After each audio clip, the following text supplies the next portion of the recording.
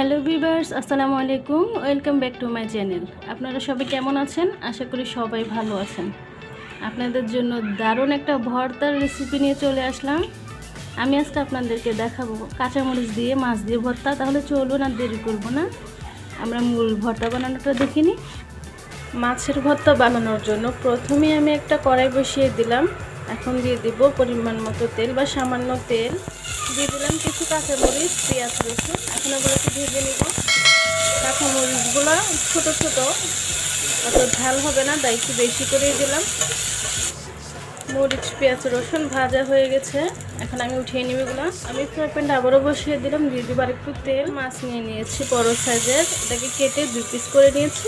এখন এগুলোকে ভেজে নিব। মাছটাকে উল্টিয়ে দিব, উল্টিয়ে পাল্টিয়ে মাছগুলো ভেজে নেব।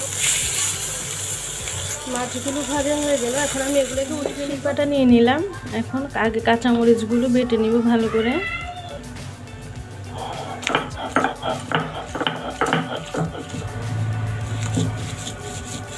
মরিচ আর রসুন বেটে নিলাম। এখন মাছগুলো বেছে কাঁটাগুলো ছেড়ে নিব। মাছগুলো কাটা ছেড়ে নিলাম। এখন মাছটাকেও বেটে নিব।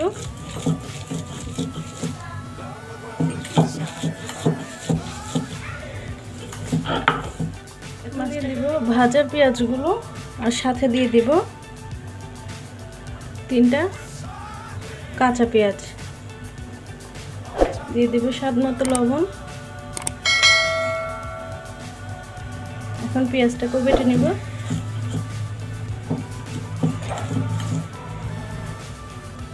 আর পেঁয়াজটা একটু মিহি করবো না, একটু আড়াগাটা রাখবো, তাহলে ভর্তাটা খেতেও ভালো লাগে। আপনারা দেখে বুঝতেছেন আমি পেঁয়াজটা পুরো মিহি করিনি। আপনাদের হাতের কাছে ধনিয়া পাতা থাকলে অবশ্যই দিবেন। আমি আমার এগুলো টপ থেকে নিয়ে আসলাম। এখন এটাও বেটে নিব। ভালো করে সব কিছু একসাথে হাত দিয়ে মিক্স করে নিব।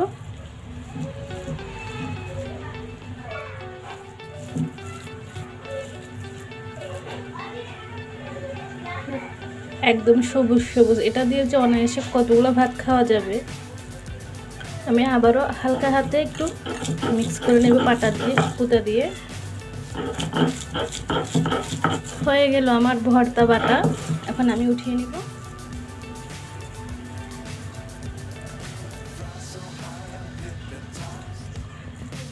আমার ভিডিও ভালো লাগলে অবশ্যই আমার চ্যানেলটি সাবস্ক্রাইব করে দিবেন, আমার ফেসবুক পেজ ফলো করে দিবেন, আমার পাশে থাকবেন।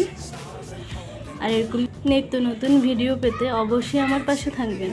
আজকের জন্য আল্লাহ হাফেজ। দেখা হবে পরবর্তীতে নতুন অন্য কোনো রেসিপি নিয়ে।